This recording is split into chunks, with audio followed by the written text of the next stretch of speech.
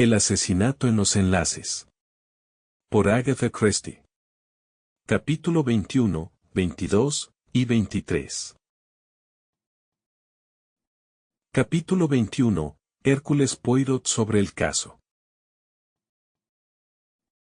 Con voz mesurada, Poirot comenzó su exposición. Renaud planeó su propia muerte, pero hay un detalle que quizás se te escape: no tenía intención de morir. Sacudí la cabeza, desconcertado. Allí, bajo un nombre falso, se casa y finalmente adquiere una gran fortuna en América del Sur.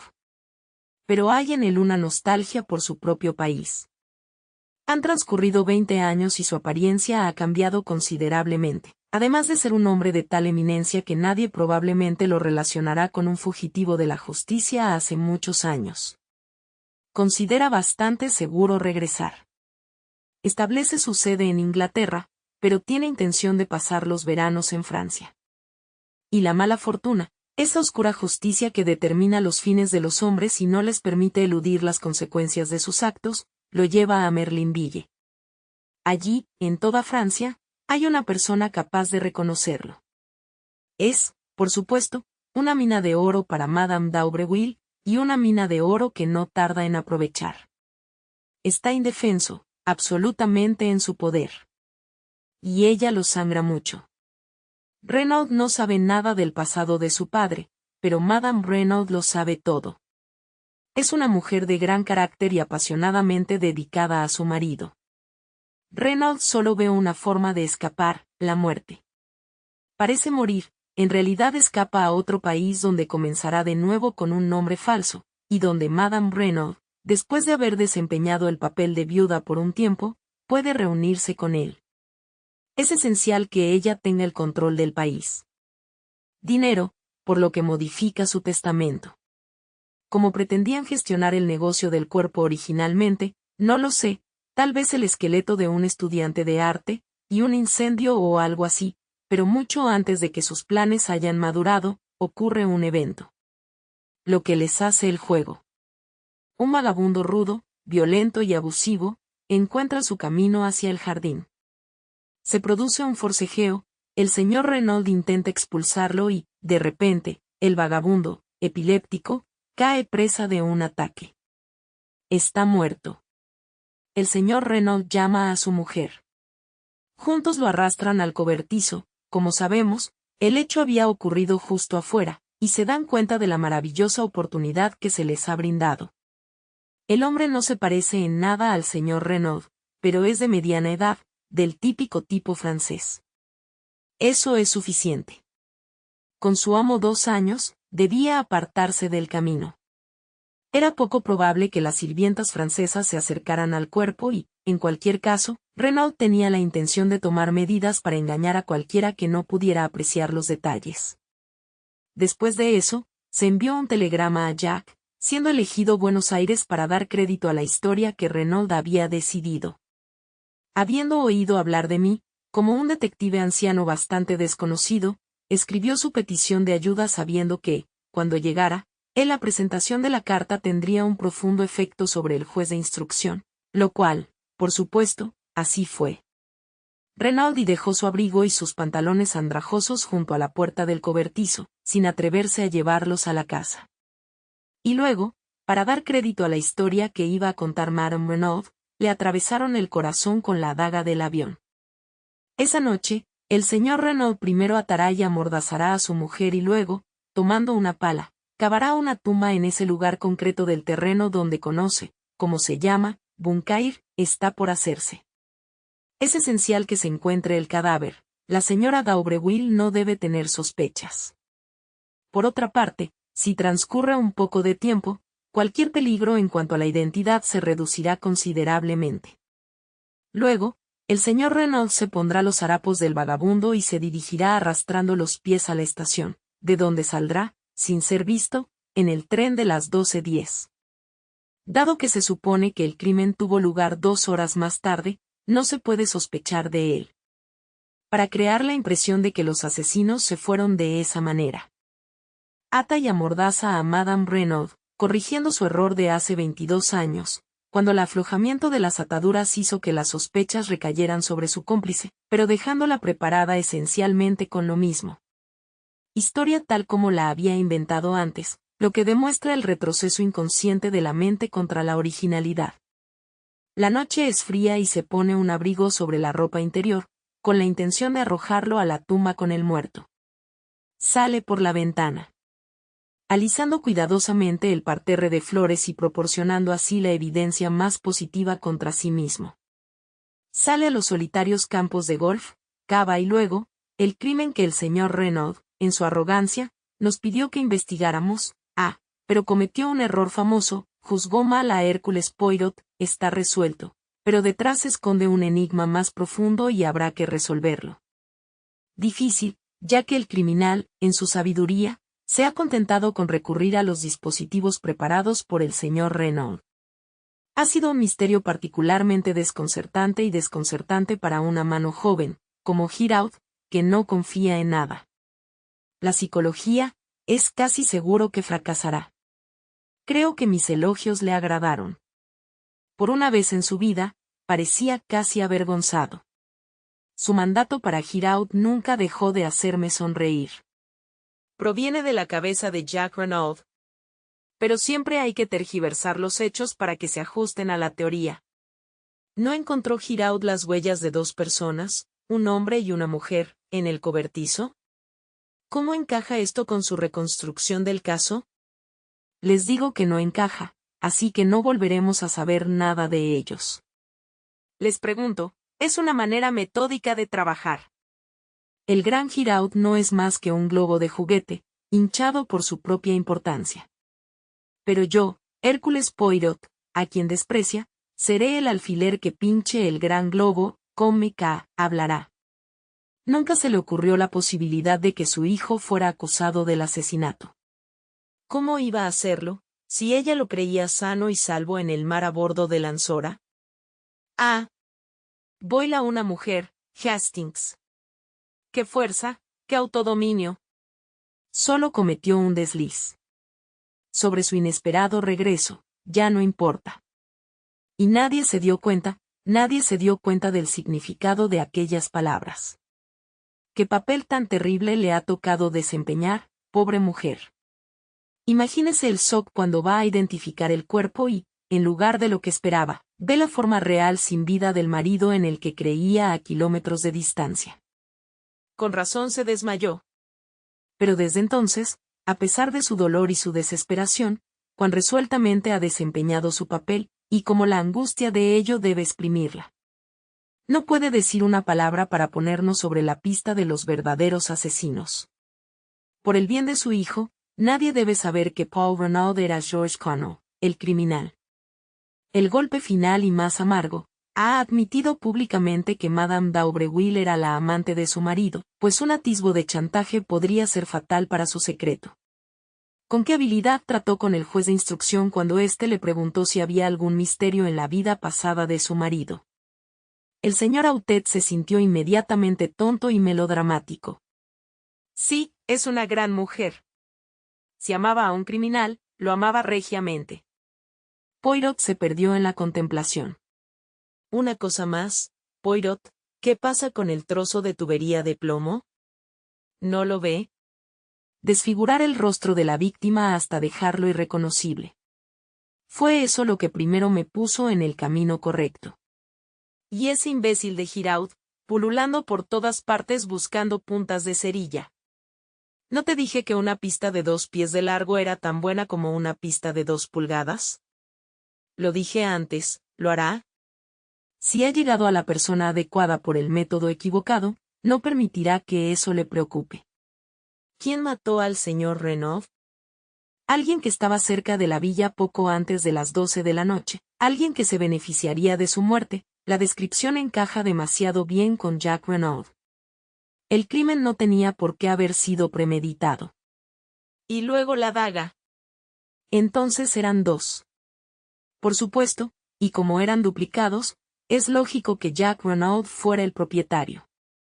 Pero eso no me preocuparía tanto. De hecho, tengo una pequeña idea al respecto. No, La peor acusación contra él es nuevamente psicológica, la herencia, mon ami, la herencia. De tal palo, tal hijo, Jack Renaud, al fin y al cabo, es hijo de George Cornell. Su tono era grave y serio, y a mi pesar me impresionó. ¿Cuál es tu pequeña idea que acabas de mencionar? Ahora, pregunté.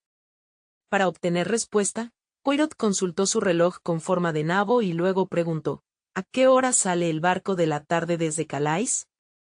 Sobre las 5, creo. Eso estará muy bien.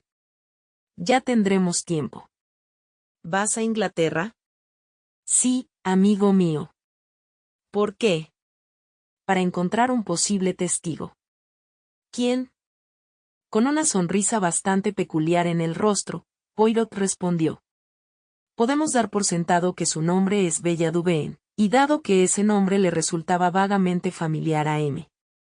Stone, aunque evidentemente no está relacionada con la familia Renaud, es probable que esté en el escenario. Jack Renaud era un joven con mucho dinero y 20 años de edad. Seguramente el escenario fue el hogar de su primer amor. También coincide con el intento del señor Renaud de apaciguarla con un cheque. Creo que la encontraré bien, especialmente con la ayuda de esto. No fue eso lo que fascinó mis ojos. El parecido no era de primera, pero a pesar de todo era inconfundible para mí. Sentí un hundimiento frío, como si me hubiera sucedido una calamidad indescriptible. Era el rostro de Cenicienta. Capítulo 22. Encuentro el amor. Durante un momento o dos me quedé sentado como congelado, con la fotografía todavía en la mano. Luego, reuniendo todo mi coraje para parecer impasible, se lo devolví. Al mismo tiempo, eché una rápida mirada a Poirot. ¿Había notado algo? Pero, para mi alivio, no parecía estar observándome. Cualquier cosa inusual en mis modales ciertamente se le había escapado. Se puso rápidamente de pie. En el bullicio de la partida no tuve tiempo para pensar, pero una vez a bordo del barco, a salvo de la observación de Poirot, él, como de costumbre, estaba a los hechos desapasionadamente. ¿Cuánto sabía Poirot? Estaba consciente de que mi conocido del tren y Bella Dubén eran la misma persona. ¿Por qué había ido al Hotel du Pare, por mí como había creído? ¿O solo lo había pensado tontamente y esta visita fue realizada con un propósito más profundo y siniestro? Pero en cualquier caso, ¿por qué estaba empeñado en encontrar a esta chica? Sospechaba que ella había visto a Jack Renaud cometer el crimen, o lo sospechaba, pero eso era imposible. La muchacha no guardaba ningún rencor contra el padre de Renaud, ni ningún motivo posible para desearle la muerte, que la había traído de regreso a la escena del asesinato. Repasé los hechos cuidadosamente. Debió haber dejado el tren en Calais, donde me separé de ella ese día. No es de extrañar que no hubiera podido encontrarla en el barco.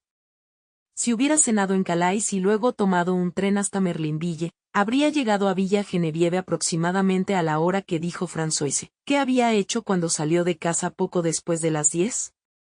Probablemente se fue a un hotel o regresó a Calais, y luego. El crimen se había cometido el martes por la noche.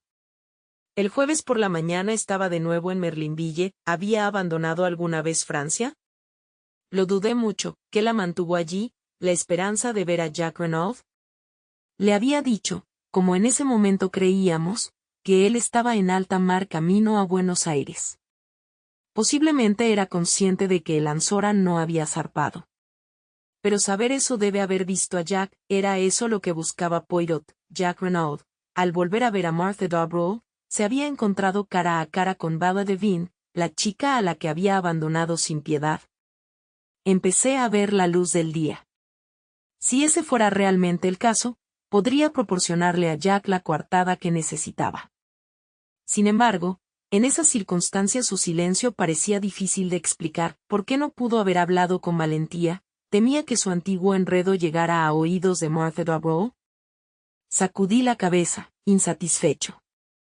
La cosa había sido bastante inofensiva, una tonta aventura entre un chico y una chica, y reflexioné cínicamente que no era probable que el hijo de un millonario fuera abandonado por una chica francesa sin un centavo, que además lo amaba con devoción, sin una causa mucho más grave. En conjunto, el asunto me pareció desconcertante e insatisfactorio. No me gustaba mucho que me asociaran con Poirot en la casa de esa chica, pero no veía ninguna manera de evitarlo sin revelarle todo, y esto, por alguna razón, me resistía a hacerlo. Poirot reapareció enérgico y sonriente en Dover, y nuestro viaje a Londres transcurrió sin incidentes. Eran más de las 9 cuando llegamos y supuse que debíamos regresar inmediatamente a nuestras habitaciones y no hacer nada hasta la mañana siguiente. Pero Poirot tenía otros planes. No seguí del todo su razonamiento, sino que simplemente le pregunté cómo se proponía encontrar a la muchacha. La forma de descubrir lo que queremos saber. Nos tomó algo de tiempo llevar al señor Erens a la tierra, y fue pasada la medianoche cuando finalmente lo logramos. Saludó a Poirot con toda muestra de calidez y se declaró dispuesto a ayudarnos en cualquier forma. El señor Erens lo estudió durante un momento y luego su rostro se iluminó. Se dio una palmada en el muslo. Las últimas 2 o 3 semanas.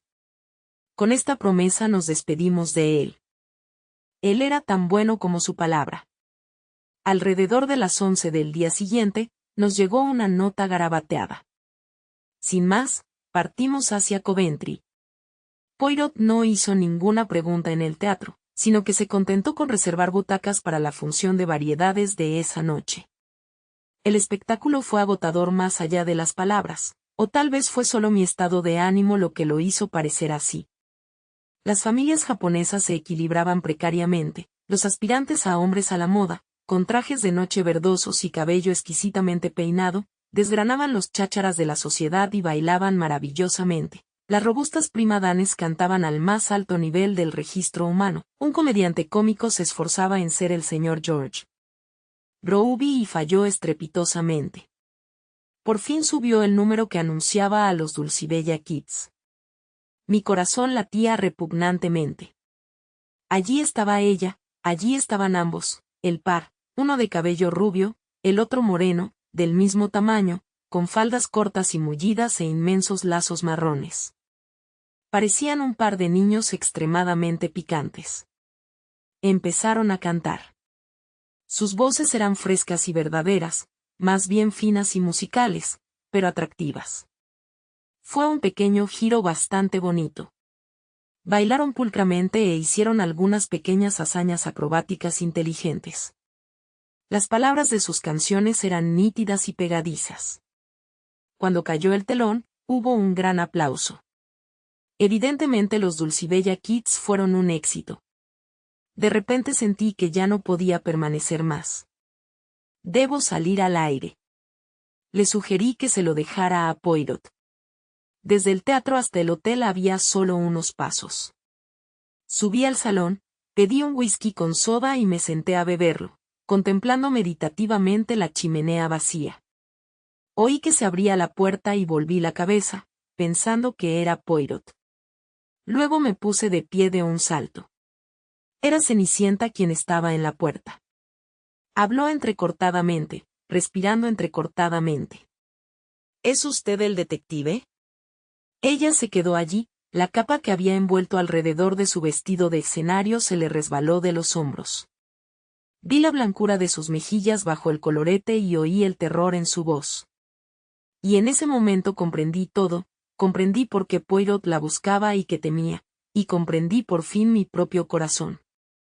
U0085 ella medio susurró.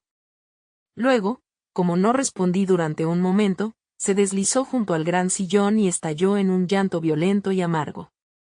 Me arrodillé junto a ella, la sostuve en mis brazos y le aparté el pelo de la cara. Lo sé todo. No es así. ¿Y por qué fingiste desmayarte? Ella asintió de nuevo. Fue un pensamiento extraño que se me ocurrió en ese momento, pero se me ocurrió que me alegraba de que su motivo fuera el que había sido, en lugar de la curiosidad ociosa y morbosa. La había acusado en ese momento de cuán valientemente había desempeñado su papel ese día, internamente atormentada por el miedo y la inquietud como debía haber estado. Pobre alma, soportando el peso de una acción impetuosa por un momento.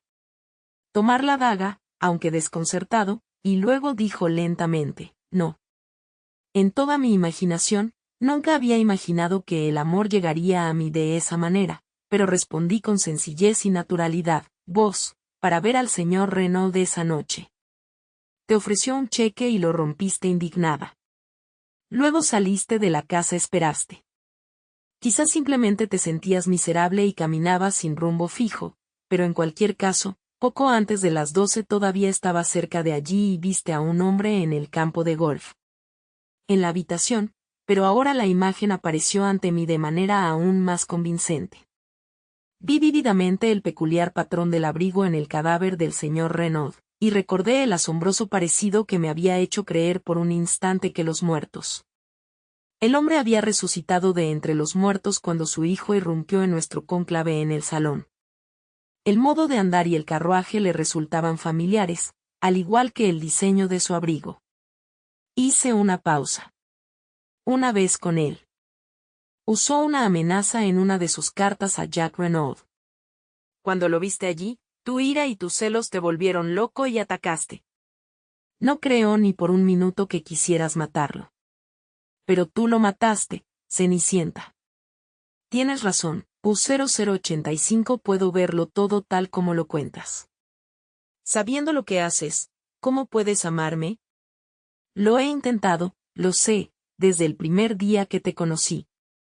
Y el amor ha sido demasiado fuerte para mí, no sé qué hacer. No sé qué camino tomar. Oh, que alguien tenga compasión de mí y dígame qué hacer. Por el amor de Dios, no tengas miedo de mí. Te amo, eso es verdad, pero no quiero nada a cambio. Solo déjame ayudarte. Ámalo aún si es necesario, pero déjame ayudarte si él no puede, susurró. No, mientras viva. Fue un sonido en la puerta lo que nos hizo mirar hacia arriba. Poirot estaba allí mirándonos. De un salto lo alcancé y le inmovilicé los brazos. Rápido, tan rápido como puedas. Lo sujetaré. Con una mirada, ella salió corriendo de la habitación pasando junto a nosotros. Sujeté a Poirot con un puño de hierro. El hombre fuerte me tiene en sus manos y estoy indefenso como un niño. Pero todo esto resulta incómodo y un poco ridículo. Sentémonos y estemos tranquilos. No. ¿Soy Giraud? Libérame, amigo mío.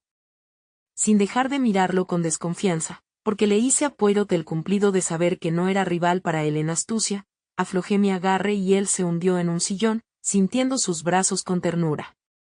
Bien, ¿y crees que te has portado bien con tu viejo amigo? Te muestro la fotografía de la chica y la reconoces, pero nunca dices una palabra. Lo engañó por un instante. No sabías que yo lo sabía. Y esta noche ayudas a la chica a escapar cuando la hemos encontrado con tantos problemas. Bien. Llegado a este punto, ¿vas a trabajar conmigo o contra mí, Hastings? Por un momento o dos no respondí. Romper con mi viejo amigo me produjo un gran dolor. Sin embargo, definitivamente debo oponerme a él. ¿Alguna vez me perdonará? Me pregunté. Hasta entonces había estado extrañamente tranquilo, pero sabía que poseía un maravilloso dominio de sí mismo. Admito que me he portado mal contigo por esto. Pero a veces uno no tiene otra opción. Y en el futuro debo seguir mi propia línea. Poirot asintió varias veces con la cabeza. Es eso, amigo mío, ¿no? Es amor que ha llegado, no como lo imaginabas, todo armado de aro con finas plumas, pero tristemente, con los pies sangrantes. Bueno, te lo advertí. Cuando me di cuenta de que esta chica debía haber cogido la daga, te lo advertí. Quizás lo recuerdes. Pero ya era demasiado tarde. Pero dígame, ¿cuánto sabe? Lo miré fijamente a los ojos. Nada de lo que pueda decirme me sorprendería, Poirot. Entiende eso. Pero en caso de que piense en reanudar la búsqueda de la señorita Dubén, me gustaría que supiera una cosa con claridad. Si tiene alguna idea de que ella estuvo involucrada en el crimen, o que fue la misteriosa dama que visitó al señor Renaud esa noche, está equivocado. Viajé con ella a casa desde Francia ese día y me separé de ella en Victoria esa noche, de modo que es claramente imposible que ella hubiera estado en Merlinville. Ah. Poirot me miró pensativamente. ¿Y usted lo juraría? ¿En un tribunal de justicia? Sin duda lo haría. Poirot se levantó e hizo una reverencia. Mon ami. Vive el amor. Puede hacer milagros. Es decididamente ingenioso lo que has pensado allí. Derrota incluso a Hércules Poirot. Capítulo 23. Dificultades por delante. Después de un momento de estrés, como el que acabo de describir, es probable que se produzca una reacción. Esa noche me retiré a descansar con una nota de triunfo, pero me desperté y me di cuenta de que de ninguna manera estaba fuera de peligro. Es cierto que no veía ningún defecto en la coartada que tan repentinamente había concebido. No tenía más que ceñirme a mi historia y no entendía cómo Bella podría ser condenada frente a ella. No era como si entre nosotros hubiera alguna vieja amistad que pudiera recuperarse y que pudiera hacerle sospechar que yo estaba cometiendo perjurio. Se pudo demostrar que en realidad solo había visto a la muchacha 3 veces. No, todavía estaba satisfecho con mi idea, ni siquiera Poirot había admitido que le había derrotado. Pero allí sentí la necesidad de pisar con cautela. Está muy bien que mi pequeño amigo se confiese momentáneamente desconcertado. Tenía demasiado respeto por sus habilidades como para concebirlo contento de permanecer en esa posición. Tenía una opinión muy humilde de mi ingenio a la hora de compararlo con el suyo. Poirot no aceptaría la derrota de brazos cruzados. De una manera u otra, se esforzaría en cambiarme la situación, y eso de la manera y en el momento en que menos lo esperaba. Nos reunimos a la mañana siguiente para desayunar como si nada hubiera pasado. El buen humor de Poirot era imperturbable, pero me pareció detectar en sus modales una capa de reserva que era nueva.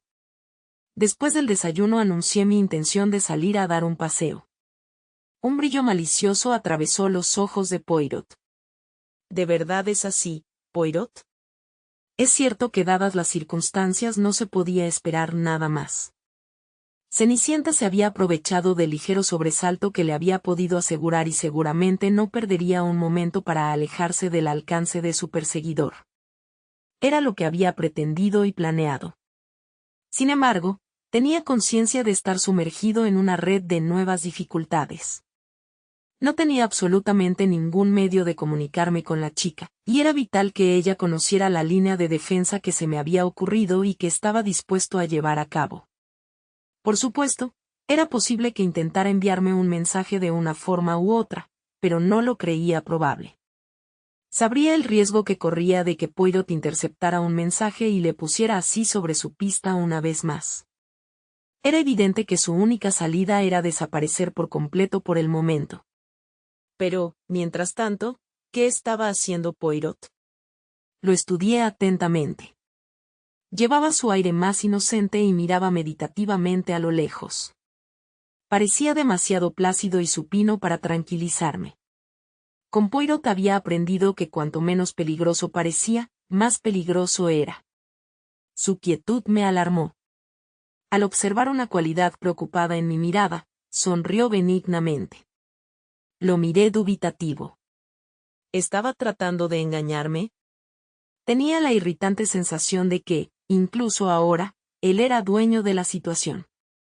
Mi sentido de superioridad estaba disminuyendo gradualmente. Había ideado la fuga de la muchacha y había ideado un plan brillante para salvarla de las consecuencias de su acto imprudente, pero no podía estar tranquilo. La perfecta calma de Poirot despertó 1000 aprensiones. Había dado en el clavo. No podía permitirme el lujo de perderlo de vista. Aunque no podía esperar su confianza después de lo sucedido, aún podía controlar sus acciones. el único peligro para Bella residía en él. Giraud y la policía francesa se mostraron indiferentes a su existencia. A toda costa debo mantenerme cerca de Poirot. Poirot me observó atentamente mientras estas reflexiones pasaban por mi mente y asintió con satisfacción. Me enojaría mucho que alguien se burlara de ti. Quería saber. El tono era ligero, pero leí una amenaza velada en las palabras. Jack Renaud. Las palabras me dieron un sobresalto. Había olvidado por completo ese aspecto del caso. Jack Renaud, en prisión, con la sombra de la guillotina cerniéndose sobre él. Vi el papel que estaba desempeñando bajo una luz más siniestra. Podría salvar a Bella, sí, pero al hacerlo corría el riesgo de enviar a un hombre inocente a la muerte. Aparté ese pensamiento de mí con horror. No podía ser. Sería absuelto. Ciertamente sería absuelto. Pero el frío miedo volvió. ¿Y si no lo fuera? ¿Entonces qué? ¿Podría tenerlo en mi conciencia? Pensamiento horrible. ¿Llegaría a eso al final? Una decisión. Bella o Jack Renaud. Los impulsos de mi corazón eran salvar a la chica que amaba a cualquier precio.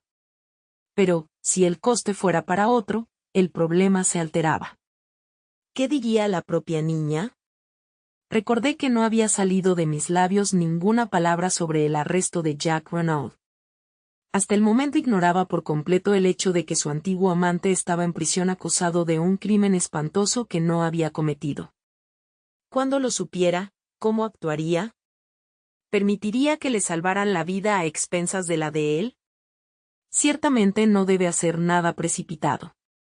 Jack Renaud podría ser absuelto, y probablemente lo sería, sin ninguna intervención de su parte. Si es así, bien. Pero si no lo fuera. U0085 ese era el problema terrible e irresoluble. Me imaginé que no corría ningún riesgo de sufrir la pena extrema. Las circunstancias del crimen fueron bastante diferentes en su caso. Podría alegar celos y provocación extrema, y su juventud y belleza servirían para mucho. El hecho de que, por un trágico error, fuera el anciano señor Renaud, y no su hijo, quien pagara la pena, no alteraría el motivo del crimen. Pero en cualquier caso, por muy indulgente que sea la sentencia del tribunal, debe significar una larga pena de prisión. No, Bella debe ser protegida. Y, al mismo tiempo, hay que salvar a Jack Renaud. No veía claramente cómo se iba a lograr esto. Pero puse mi fe en Poirot. Él sabía. Pase lo que pase, lograría salvar a un hombre inocente. Debe encontrar algún pretexto distinto al real. Podría ser difícil, pero lo lograría de alguna manera. Y con Bella sin sospechas y Jack Renaud absuelto, todo terminaría satisfactoriamente. Eso me dije repetidamente, pero en el fondo de mi corazón todavía quedaba un miedo frío. Gracias por acompañarnos en el libro de El asesinato en los enlaces. Por Agatha Christie. Capítulo 21, 22 y 23. Esperamos que haya disfrutado esta historia y, si lo hizo, considere darle me gusta, comentar, compartir y suscribirse.